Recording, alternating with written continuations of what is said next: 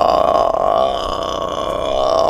ever had one of those times like you cannot get your computer going? Like something happens one time, so you reboot it. It's like, oh, this program needs to update. Blah, blah, blah. Changes need to be applied. Like, what change? I didn't do anything. I actually didn't film anything on any of the flights or any of my transcontinental travel. I was just out of it. Couldn't get to sleep. Mom got me some Pop-Tarts though. Pop-Tarts, Pop-Tarts, that's my snack. Pop-Tarts, Pop-Tarts, more nutritious than crack. So our good friend Amy was kind enough to loan us a car. So we'll be driving that down today to Panama City, my hometown. I'm in Atlanta right now. You'll get to see some of the buildings up here. Got to see Jared, my friend, that some of you have seen in a previous video when I do my flashback about my cross-country road trip in the U.S. We went to the exact same type of restaurant that I went last time with Jared, so I got to play that game again. All right, so 2 years later, I'm sitting back here at Cracker Barrel with Jared. So what's happened in 2 years? Nothing really. This is like the skip ahead in a TV show where like nothing really happens. It's like Alias or Battlestar Galactica, where you just have to jump ahead because the show's kind of gotten stale. We got this over here. So. That's true. Well, I'll look forward to seeing this video in another 2 years since you just put the other one up. So yeah, 2 years from now, people will get to see like how this match turned out. Oh, what are you gonna think when I actually post this tonight? I'll be impressed. For the first time in almost 2 years, drinking sweet tea. Oh wow, really? That long? Which I think Melissa did try to duplicate it. Maybe she did do one time when we were over there. She had a Chick-fil-A night, I think. Where they would duplicate Chick-fil-A chicken sandwiches, make homemade versions. I do miss sweet tea, I will say. Really all it is just black tea with sugar in it, right? Nice. I'm not really a tea drinker, so... He's not a tea drinker. Anyways, it's good stuff. You know how we like our cold beverages. Look how much ice it is. Like, this is unheard of. Like, generally in India, you just don't get that much ice. There's like more ice than drink. Oh, we're playing the same game, and once again, I'm an ignoramus. So Jared's hoping to improve upon his record of just playing dumb. What's your prediction for the show in here? I don't know. I don't really, seeing as how I've played this game once in my life, which was the last time we were at Cracker Barrel, and I haven't practiced or played in the 2 years since then. It's hard to feel confident about improving my skills. And you're pretty smart. Oh, pretty. You're pretty smart. Got to watch a few movies on the plane, so I watched Bang Bang. Some people have been requesting Bang Bang for Holly Bolly, so I was working it. That was the first thing I did when I got on the plane. I was watching Bang Bang and taking notes. And that's easily Holly Bolly, let me tell you. So that one's definitely on the Holly Bolly list. Emoticonometer. That's like a puking emoticon or an X'd off to my mouth emoticon. There are actually moments in that movie where it kind of works. I feel like there's a couple twists that are actually okay. But then there are these other moments. This one action chase scene in the water just is so facepalm city. It's just unbearable. It was dumb. And then I watched Leviathan, which is a Russian film. Leviathan was really depressing. It's supposed to be satire. It's not the kind of satire that makes you laugh very much. It's more the satire that makes you want to cry in a corner and curl yourself up into a ball. I think it's a pretty good film. It's not one that lends itself to the emoticonometer. It's not good enough to get my shocked emoticon. Then I watched Foxcatcher, which may have been even more depressing with Channing Tatum. I've never been a real big Channing Tatum fan. This movie was about a gold medalist wrestler, 2 gold medalist wrestlers, and they get patronized by a rich businessman, or family member of a rich family. It is a disturbing movie. I think it probably draws a lot of comparisons to Whiplash in that it is kind of a monster movie dealing with a human who is a monster.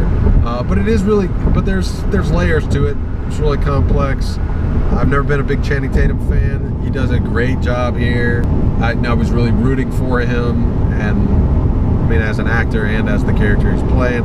Mark Ruffalo is amazing as always, and Steve Carell is, well, wow. Like, if you thought there were the awkwardness levels in The Office, no, like, this is like,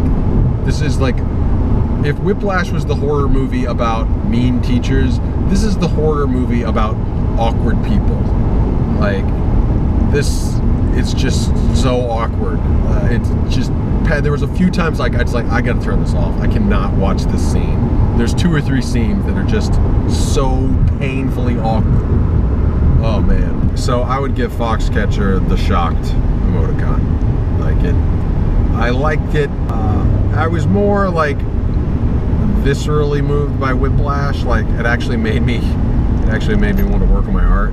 Foxcatcher is just, it's just a sledgehammer to the diaphragm kind of a movie. That's just, jeez. I don't know. There's no simple answers about the movie either, I don't feel like. It's a good movie. And Channing Tatum is more than earned his stripes. So, well, here's downtown Atlanta. We're getting up to it. Not quite in Midtown yet, but some bank buildings. It's a nice place. Hello, Atlanta. Hello. So Amy and Thomas were really nice. They even included a little care package for my drive to help me stay awake, including peach rings. This is an American snack I like. They kind of taste like peaches smell. Like, I don't know. There's probably this rough analogy of what a peach tastes like with tons of sugar on it. I love these things. They're probably one of the single worst things you can do to your teeth. You just feel your teeth just like enamel being peeled away. But these things help me stay awake on the road.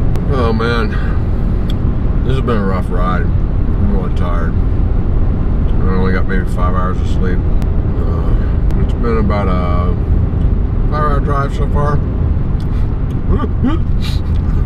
It's Spanish Acres, folks. There it is, Spanish Acres in all its glory. Oh, and Highway 431, just north of Dothan, it's closed, out of business. All the place was just a convenience store where you could buy snacks like peach rings. They had this enormous sign, and I was like, oh, this hoopla. But that enormous sign worked, because I stopped there almost every time making the commute to college. I went to college in North Georgia, so I made this drive quite a bit 15 years ago. Well, I'm gonna make a stop. I'm gonna pick me up a CD because, as far as I can tell, this car doesn't have an aux cable thing. Pick up a new CD. Help me stay awake the rest of the ride. Peach rings, yeah. So in the place where the old bookstore that I was looking for is a place called Second and Charles, and they have books, games, tech, and more, and it's basically a trade place. You can go in and trade your old CDs or DVDs. So I decided, I went to the soundtrack section. So now on my drive home, the rest of my drive, I'm going to be comparing 3 different soundtracks. The Matrix soundtrack, the Da Vinci Code soundtrack, Hans Zimmer, and Harry Potter and the Order of the Phoenix soundtrack. I think it'd be fun just to kind of compare the soundtracks, see which ones I like better. Obviously very different movies. Joss Whedon says what he'll do is he'll just get soundtrack music when he writes. He'll take like 5 or 6 CDs of, tries to get it fitting the theme of whatever he's writing. And he just takes those 5 or 6 CDs and he sits at a coffee shop, or a diner rather, and just types away, just listens to the soundtrack music. Because I think that music actually is more helpful to concentrating. If there's words in it, like it's harder to concentrate. But we'll see how it does keeping me awake. I'm not sure about that. But I'm thinking I'm going to be comparing and saying what's my best. The best part was that because they're all used, they're all really cheap. So it's like $2, $2 US per album. I think one of them was 3. So it'd be like $8, which is like 480 rupees for all 3 of them. My inaugural trip to the Walmart store. The car's overheating, so I'm gonna pick up some coolant and some oil just to top it off. So yeah. So far the Matrix soundtrack, I'm noticing some Gustav Holst from the Planets. A little bit of Mars, the Bringer of Warrior in there.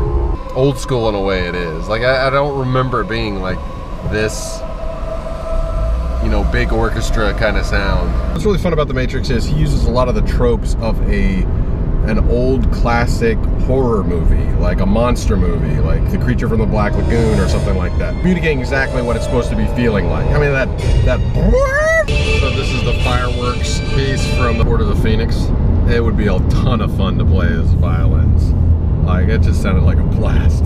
They're just so well done, the soundtracks. They just fit perfectly. And so it's like impossible to compare and say, oh, well, which is better? You know, like this or The Matrix. It's like, well, different goals. I really like The Matrix style. I mean, just again, I was thinking about it, I was like, really, what I think it should be, like if anyone were to tell me what that movie's about, I'd be like, oh, it's cyberpunk. So, you know, you need to have like trance music or house music or the precursors to dubstep, you know, whatever was going on at that time in electronic music history. But it just wouldn't have been the same movie, and it wouldn't have been as good. It would not have been as good. So it was just, it was just a gutsy call. It just totally fits. I mean, it's Gustav Holst meets, you know, 1940s horror movie sort of thing with progressive elements too. I mean, it's not like it's old-fashioned through and through or anything, but there's just these moments where you're like, oh, it's just great. But yeah, Harry Potter's, I mean, it's perfect for what it's trying to do. It just puts you there. It feels magical. It feels whimsical. It's fun. Oh, the Zim is showing up. This is definitely Hans Zimmer. I'm definitely hearing it here. Yeah, this one's good too, though. I don't even remember the movie. The movie, I'm pretty sure I watched it, but I don't remember anything about it other than Tom Hanks' hairdo. And I read the book, or we listened to the book on tape, Melissa and I, when we were riding cross country one time. Yeah, but the soundtrack's good. Once again, like, it just really fits. You know, he's kind of going for this epic choral feel with the whole like ornate cathedral kind of sound. Yeah, I think it works pretty good. And some of this would be pretty fun to play on violin too, especially that last piece. So if I were to rate these, I'll rate 3 different things. So in movie, I would give Matrix #1, with Harry Potter very close second, and this third, because really the movie can't do anything to save the soundtrack. Talking about just listening to the music, I would probably, oh man, see, I don't know, that would be kind of hard. I don't really know. I probably wouldn't listen to Matrix just to listen to it though, because it's very effects-oriented sort of music. So I think Harry Potter would be easier to listen to just to listen to. I would probably do reverse order actually. I'd probably go this, then Harry Potter, then Matrix. But if I were going to play it on violin, it would be even opposite order. It would be Harry Potter would be #1, then the Hans Zimmer, and then Matrix. Matrix would not be the fun to play on violin. It would just be boring. So there you go. It's been kind of an enlightening couple hours here. Helped me stay awake, actually. So back at the old stomping grounds. We're gonna drive over Hathaway Bridge here. Here's the view. Actually got a nice cloud formation up here. The sun's setting. Can't really see that. You can't see the sun anymore. But it does feel good to be back. Looking forward to seeing Mom and Dad. See them in a few minutes here. I have arrived. Man, I'm tired. Well, I have reached. Didn't really film our first hellos because I just didn't feel like it. Got some sleep. I did wake up at 4:30 this morning, so jet lag will be reality for a little while. But yeah, feeling pretty good. Gonna go ahead and upload this video within the next hour or so. Hopefully, it looks like the internet's, you know, it's okay. Ironically, not as good as our Hathaway connection in Delhi. Woo Delhi, catching up here, ahead of Panama City, at least the connection we have here. Oh, and I did a little rant about this Game of Thrones controversy about the most recent episode.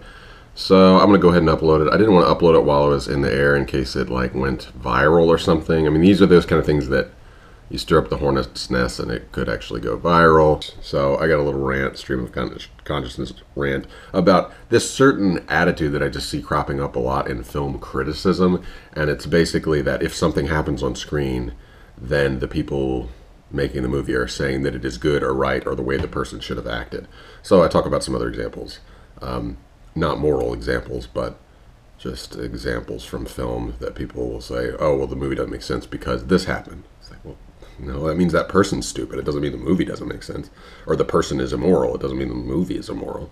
So, anyways, I got the little rant up, but I kind of wanted to at least be able to monitor social media in case something happened. We'll be having a viewing tonight of my grandmother. People do it different ways, but generally, like the way we do this around here, is we have what we call a viewing, where you can see the departed loved one. So it's almost like a pre to the funeral. So we'll have that down here in Panama City, because this has kind of been our home for years. Bury her in North Alabama at the cemetery there on that hill. I think I will do a video tomorrow, but probably the way it's going to be for now, at least, is I'll be uploading in the morning when I do daily vlogs, so it'll be kind of like a day behind or something. I don't know. My brain is still not caught up yet. Anyways, until 24-ish hours from now, keep it creative, keep it quality, and keep it constructive. I'm sorry.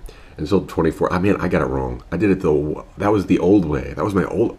Weird. I'm back in America and I say it the way I used to say it. Oh, that's weird. Okay, like, yeah, who am I? What am I? Until tomorrow, keep it creative, keep it cross-cultural, and keep it constructive, YouTube. Thank you very much.